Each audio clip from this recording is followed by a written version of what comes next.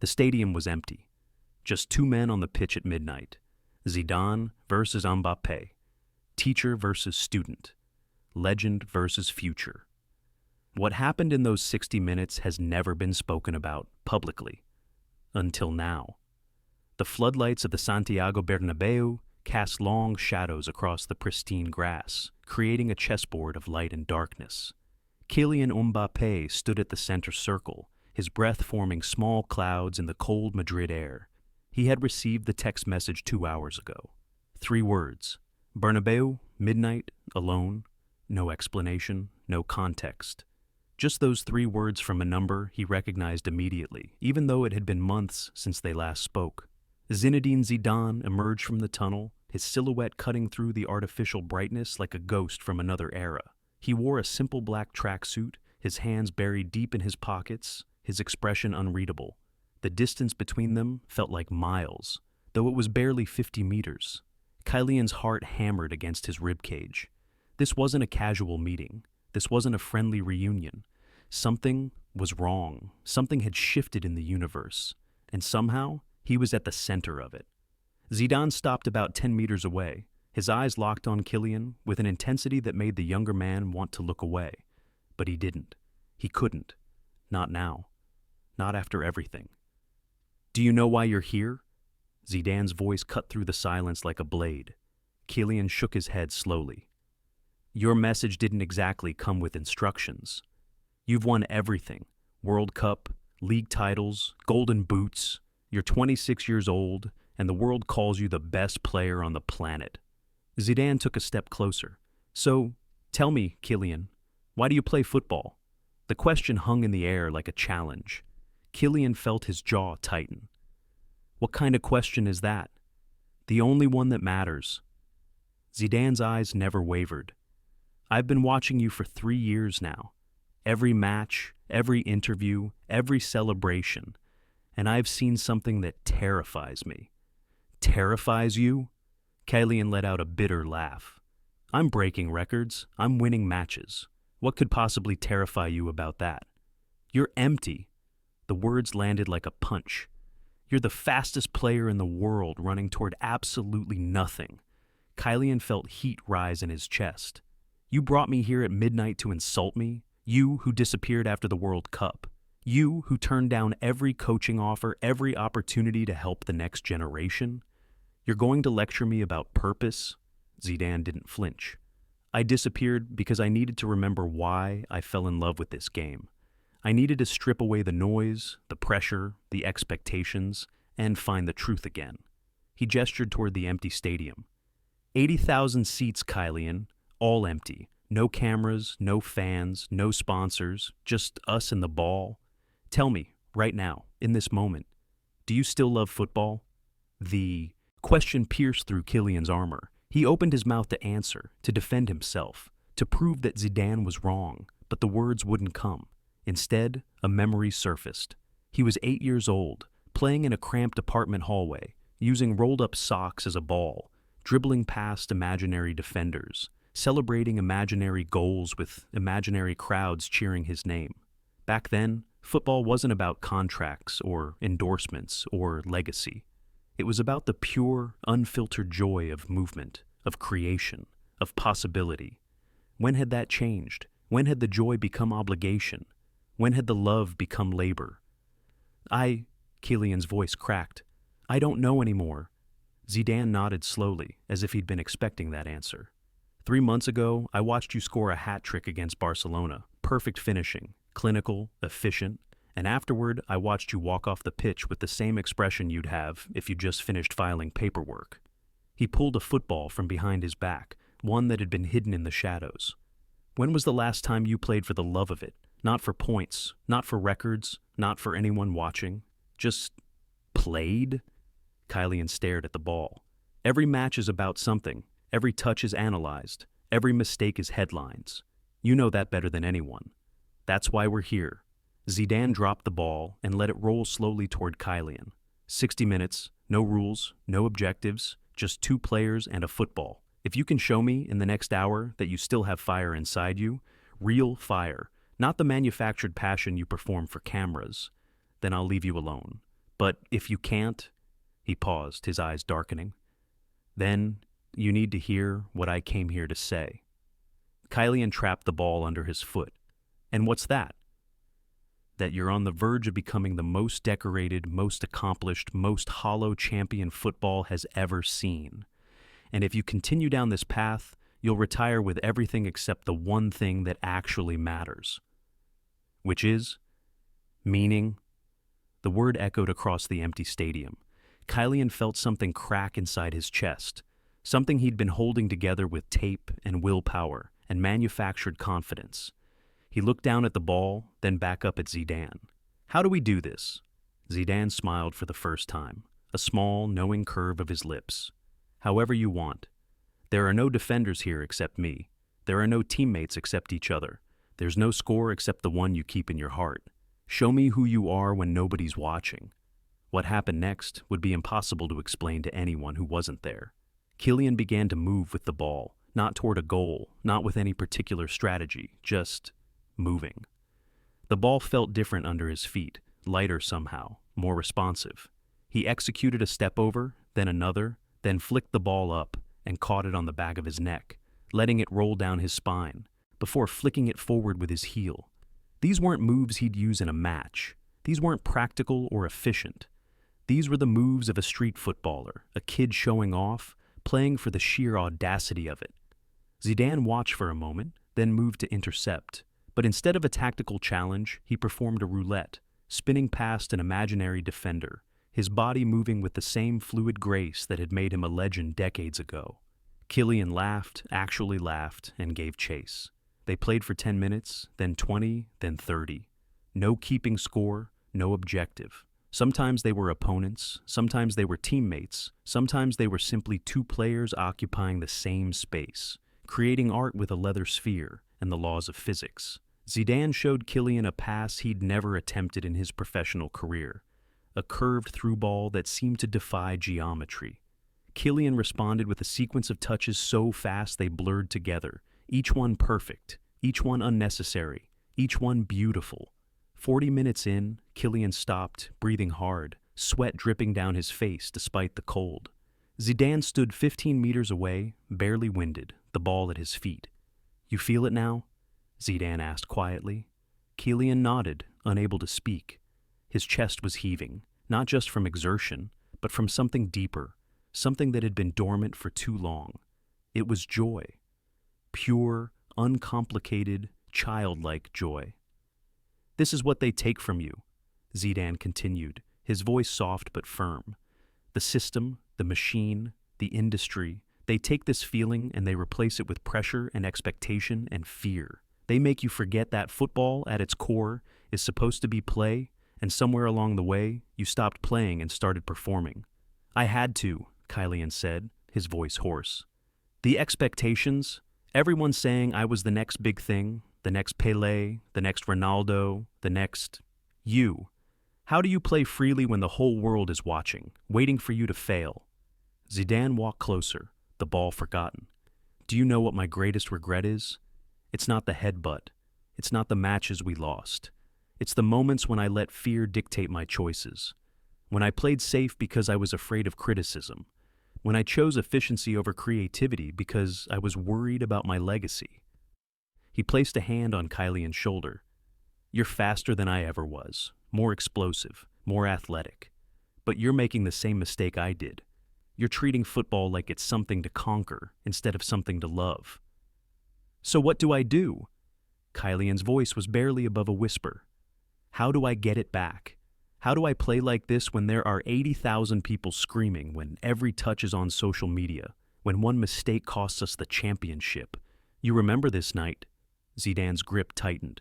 You remember what it feels like to play without chains. And then, in those moments when the pressure is crushing you, when you're standing over a penalty that will define your career, when you're in the 93rd minute of a final and you have the ball at your feet, you ask yourself one question. What would the 8-year-old version of me do? Kylian closed his eyes. The 8-year-old version of him would try the impossible. He would attempt the ridiculous. He would play with the freedom of someone who had nothing to lose and everything to gain. There's something else, Zidane said, his tone shifting. "Something I need to tell you. It's why I really asked you here tonight." Kylian opened his eyes. "What is it?" "They've offered me the national team, France. They want me to take over after the Euros." Zidane let the information sink in. "I told them I'd only accept on one condition." "What condition?" "That I get to build the team around the real Kylian Mbappé. Not the robot they've turned you into. Not the commercial product. Not the safe, efficient, goal-scoring machine. The player I saw tonight. The artist. The risk-taker. The one who plays like he's got nothing to prove and everything to express." Zidane's eyes burned with intensity. "But I need to know that player still exists. I need to know you haven't buried him so deep that he can't come back." Kylian felt tears prick his eyes, though he couldn't explain exactly why. "You really think I can be that player again?" "I know you can. I saw it tonight. But more importantly, you felt it tonight. The question is whether you're brave enough to bring him back in front of the world." Zidane stepped back. "Last night, I watched footage of your debut for Monaco. You were 17. You played with this wild, reckless abandon. You tried things that made no sense. You failed spectacularly multiple times. And it was beautiful. What happened to that kid?" "He grew up," Kylian said bitterly. "He learned that reckless abandon doesn't win championships. He learned that efficiency beats artistry. He learned the wrong lessons." Zidane cut him off. "Yes, you need discipline. Yes, you need tactical awareness. Yes, you need to be reliable. But if you sacrifice your soul for those things, you become just another very good player. And the world already has plenty of those. The world needs players who remind them why they fell in love with football in the first place." Kylian picked up the ball, holding it in his hands like it was the first time he'd ever touched one. "What if I fail? What if I try to play that way and it doesn't work? What if we lose?" "Then you lose beautifully." Zidane's smile was sad. "Kylian, I've won everything. World Cup, Champions Leagues, everything. And I'm telling you, the moments I remember most aren't the trophies. They're the moments when I tried something impossible and it worked. The roulette against Brazil, the volley in Glasgow. Those moments when I forgot about winning and remembered about playing." He paused. "You're going to lose matches either way. You're going to face criticism either way. You're going to have disappointing days either way. The only question is whether you'll have moments of pure magic that make it all worthwhile." They stood in silence for a long moment, the stadium lights humming above them. Kylian thought about his career, about the trajectory he'd been on, about the player he'd become. Efficient, deadly, reliable, empty. "How do I start?" he finally asked. Zidane pulled out his phone and checked the time. "We have 15 minutes left. Let's play one more time. But this time, I want you to try something you've never attempted in a professional match. Something that terrifies you. Something that might make you look foolish. Can you do that?" Kylian dropped the ball and looked at Zidane. Really looked at him, the legend, the mentor. The man who had walked away from everything to rediscover his love for the game. And in that moment, Kylian understood. This wasn't just about football. This was about life. About not letting fear and expectation strip away the things that made you feel alive. "Okay," Kylian said, feeling something shift inside him. "Let's play." What happened in those final 15 minutes would never be captured on film. There were no cameras to record the audacious backheel volley Kylian attempted from 30 yards out. No microphones to capture his laughter when it sailed wide. No commentators to describe the ridiculous nutmeg he executed on Zidane, followed immediately by Zidane's revenge nutmeg moments later. It was football in its purest form, untainted by commercial interest or competitive pressure. When the hour was up, both men stood at the center circle, exhausted and grinning like schoolboys who'd just gotten away with something forbidden. "So?" Kylian asked. "Did I pass your test?" Zidane shook his head. "There was no test. This wasn't about me evaluating you.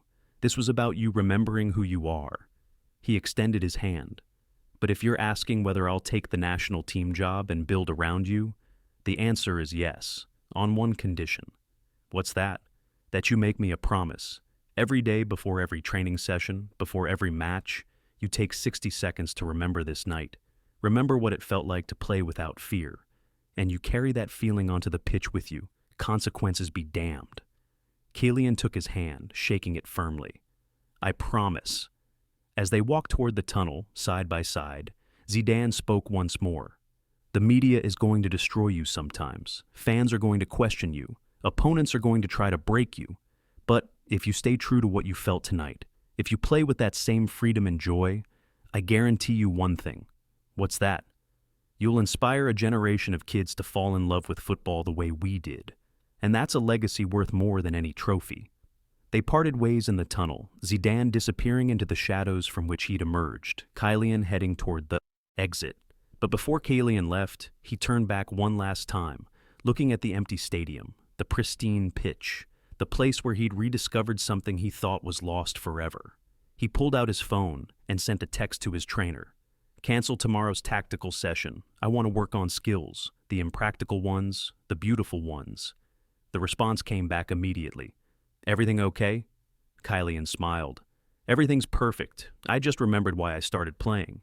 6 months later, Kylian Mbappé would take the pitch for France under Zinedine Zidane's management. He would attempt things that made analysts scratch their heads. He would fail spectacularly at times, drawing criticism from pundits who didn't understand what they were witnessing. But he would also produce moments of such breathtaking brilliance that they would be replayed for decades. A Rabona assist in a World Cup qualifier, a backheel goal from an impossible angle, a sequence of dribbles that defied physics and logic. The stats-focused analysts would argue he'd become less efficient, that his decision-making had become questionable, that he was taking unnecessary risks. But the fans, the real fans, the ones who remembered why they fell in love with football in the first place, they would talk about Mbappé's transformation in reverent whispers. They would show their children his highlights and say, "This is what football looks like when it's played with joy." And on quiet nights when Kylian lay in bed replaying the day's events, he would think back to that midnight meeting at the Bernabeu. He would remember Zidane's words. He would remember the feeling of playing without chains. And he would smile, knowing that he'd made the right choice. Not the safe choice, not the efficient choice, the right choice. Because football wasn't meant to be conquered. It was meant to be loved. And finally, after years of treating it like a job, like an obligation, like something to master and control, Kylian Mbappé was playing with love again. The empty stadium that night had witnessed something rare and precious, the rebirth of a player's soul. And though the world would never know exactly what transpired in those 60 minutes, they would see the results. They would see a player transformed, liberated, dangerous in ways that couldn't be quantified by statistics or measured by conventional metrics. Zidane would later tell reporters that coaching Mbappé was easy, that the player had everything you could want in a forward. But in private moments, he would smile to himself, remembering the night he'd challenged France's greatest talent to remember what it meant to play, to really play. Not for glory, not for records, not for legacy, but for the pure, intoxicating joy of it. And somewhere, in a youth academy outside of Paris, a 12-year-old girl would watch a replay of Mbappé's latest audacious skill move and think to herself, "I want to play like that." Not because it was efficient, not because it was practical, but because it was beautiful, because it reminded her why she fell in love with football in the first place. That night at the Bernabeu, in the space between ambition and joy, between legacy and love, between the player Kylian Mbappé had become and the player he was meant to be, something magical occurred.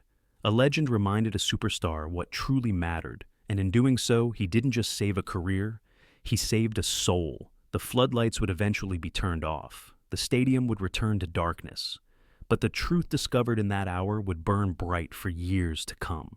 In football, as in life, the moments that matter most aren't the ones captured by cameras or measured by trophies. They're the ones that remind us why we started in the first place, why we endure the pain, the pressure, the criticism. It's for those fleeting seconds when everything else falls away and all that remains is you, a ball, and the infinite possibilities of what comes next. Kylian Mbappé learned that lesson at midnight in an empty stadium from the one man qualified to teach it, and football would never be the same for him again.